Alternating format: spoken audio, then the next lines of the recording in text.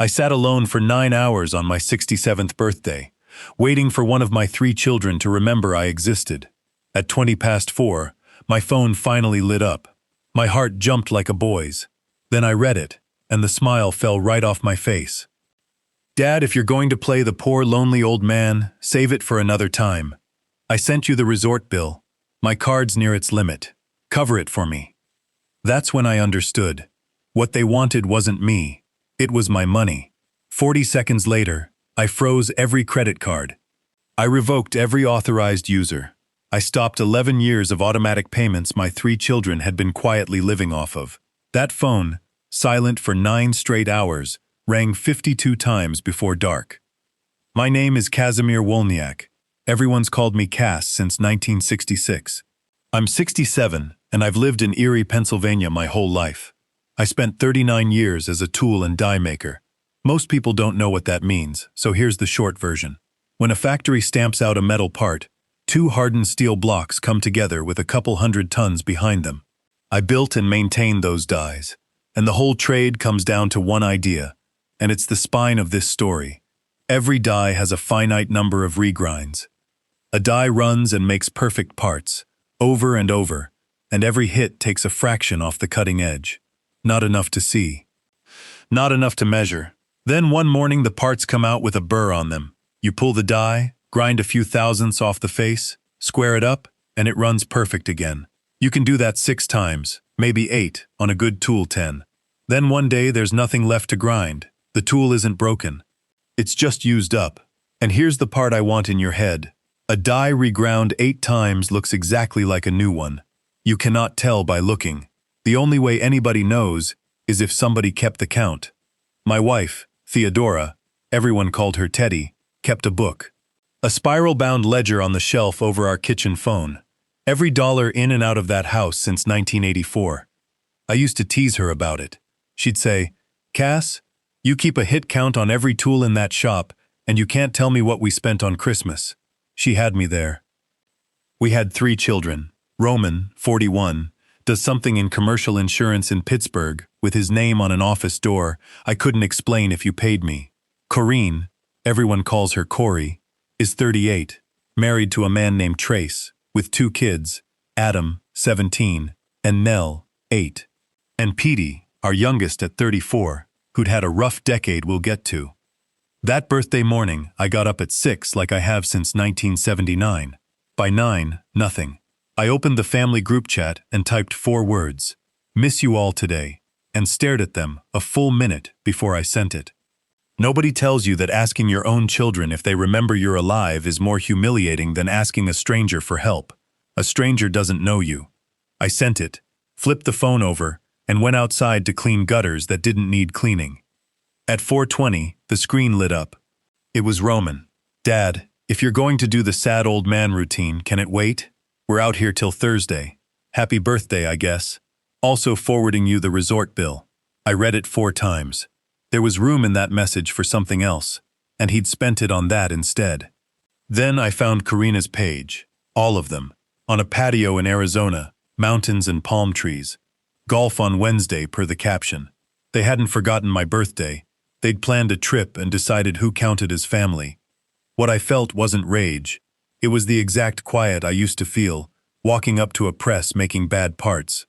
You don't get angry at a press, you go get your indicator. I went to the back room, opened the fire safe, and laid it all out for the first time in 11 years. 3 secondary debit cards, 1 per child. 2 authorized user credit cards. A standing $300 monthly transfer to Karina since 2019. A gas card Petey'd had since 2016.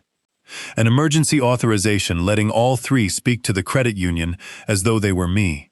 11 years of paper, each piece added during some emergency that had somehow never ended. I pulled Teddy's ledger down and set it beside the folder without opening it, and said out loud, alone in my kitchen, "You told me." Then I turned every single one of them off. 9 minutes to undo 11 years. The first call came at 4:31. Roman. I watched his name sit on the screen and disappear. Then Karina.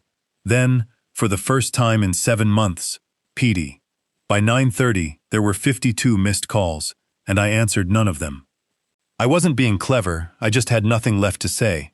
For 11 years I'd answered that phone at any hour, once even at a funeral, in the parking lot, in 2018, because I thought a call from my kids always meant something was wrong. That night I finally understood it backward. It never meant something was wrong. It meant something was needed. The voicemails told the whole story. Roman's card had declined in front of clients. 4 minutes of shouting. Not one question about me. Karina's. Crying. Embarrassed at a register with Nell watching. Petey left 3. The last just 11 seconds. Dad, please pick up. 52 calls. Everyone inside 4 hours of the money stopping. 9 hours of silence when all I wanted was to be remembered. Around 11 that night, I finally opened Teddy's ledger for the first time since 2 weeks after her funeral. Same small, square handwriting from 1984 to 2019. On the page from the year Roman started college, underlined twice, helping ought to fix something. If it doesn't fix something, it's just a habit with a good reason attached. I pulled 4 years of my own statements and matched them against her book, the way I'd check a job against a print. $47,000 since I'd retired. Every dollar had a story I'd believed at the time, but once I stopped reading the reasons and started following the timing, it fell apart in 40 minutes. Roman's cash flow emergencies landed days before hotel and golf club charges.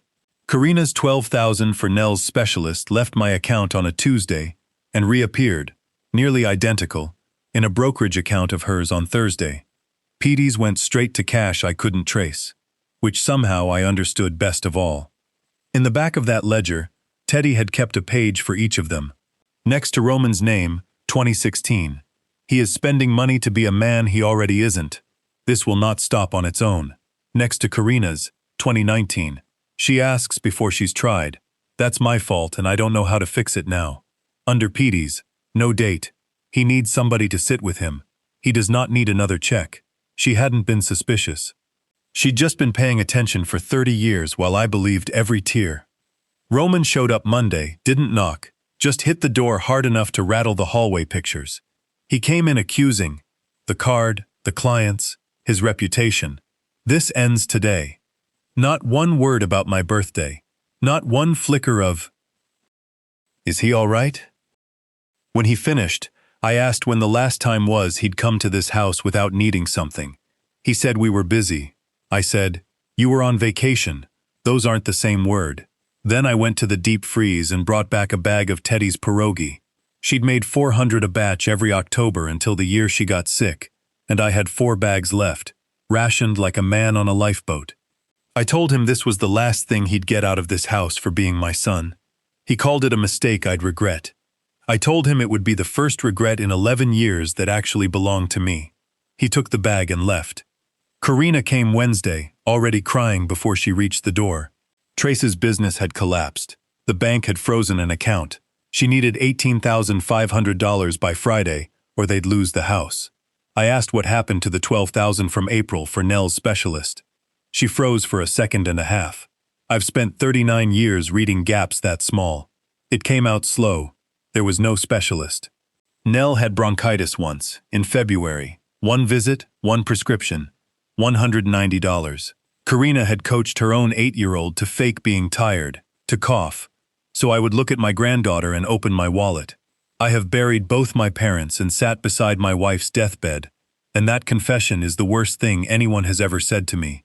I handed Karina a bag of pierogi and told her the same thing I'd told Roman. She argued on the porch for 6 minutes, set the bag down on the rail to talk with both hands, and left it there. I found it the next morning, thawed and split open in the cold. She hadn't destroyed it out of spite. She'd just forgotten it wasn't worth anything to her. That was the moment I stopped hoping. Adam, my 17-year-old grandson, came Friday with a manila envelope and 3 words. "Grandpa, I'm sorry." Inside, mortgage notices, brokerage statements showing $91,000 going in over 4 years, and 11 coming back out, and Nell's real medical record. He'd known since April and hadn't known how to say it. Then he played me 90 seconds of audio he'd secretly recorded at Thanksgiving, Roman's voice. He always folds, you just have to wait him out. Karina's. Bring Nell, he can't say no with her standing there. Roman again. The house is coming to us anyway. I asked him to stop it there. Then I asked why he'd finally come forward, and he said Nell had asked him last week if she was supposed to act sick again before their next visit. That boy came apart at my table, and I held on to him and told him his grandmother would have been proud. Petey came Sunday, work boots scarred, hands stained orange from powder coating.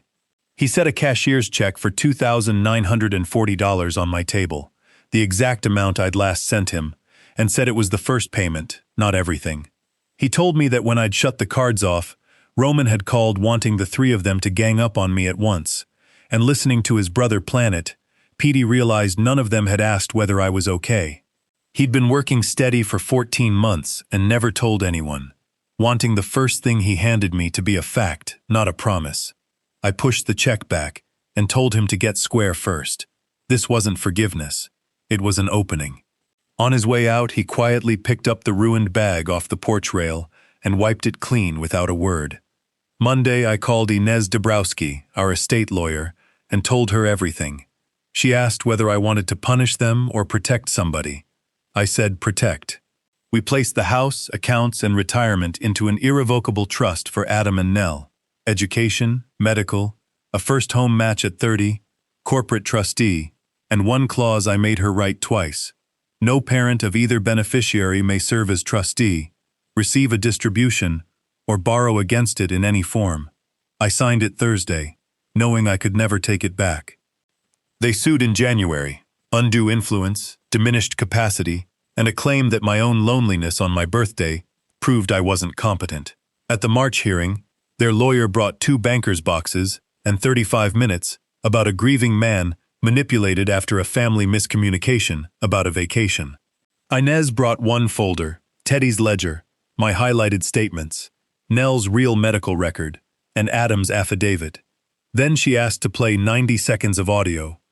I watched Karina's hands curl into fists on the table as her own voice about Nell came through the speaker. Roman never moved.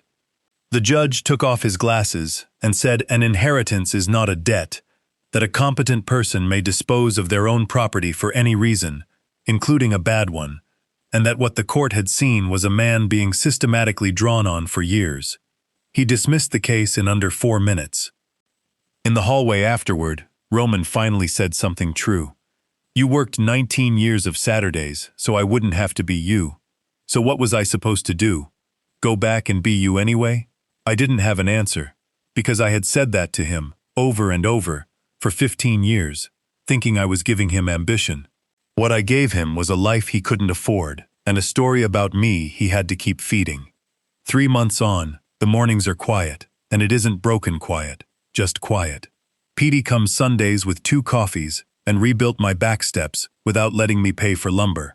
Adam got into engineering at Penn State Behrend and told me he'd make it worth it before he ever mentioned the money. Nell sees a school counselor and comes over every other Saturday to make terrible pierogi with me, while Karina waits in the car. Roman I haven't spoken to since that hallway. Every die has a finite number of regrinds. Every one of those $47,000 was a regrind. I took the hit, ground myself back to square, and got back in the press, and it worked every single time, which is exactly why nobody ever stopped. A tool reground 8 times looks brand new. You cannot tell by looking. I couldn't, standing inside it. The only way anyone knows is if somebody kept the count. Teddy kept it for 35 years in a notebook over the phone. I didn't open it for 3 years after she was gone, and when I finally did, the whole truth was already written down. So here's the one thing I'd ask you to actually do. The next time anybody asks you for money, anybody, for anything, the answer isn't yes, and it isn't no. The answer is, I'll tell you Thursday. 72 hours, no exceptions, especially the ones that sound urgent, because a real emergency survives 3 days, and I've learned a manufactured one very often doesn't. Announce it to everyone at once so it isn't aimed at anybody. The ones with a genuine need will say okay. The ones who get angry at a 3-day wait have just told you everything the request itself never would have. This is a fictional story inspired by real emotional experiences, fully rewritten and reimagined to create original content. Any resemblance to real people or events is coincidental.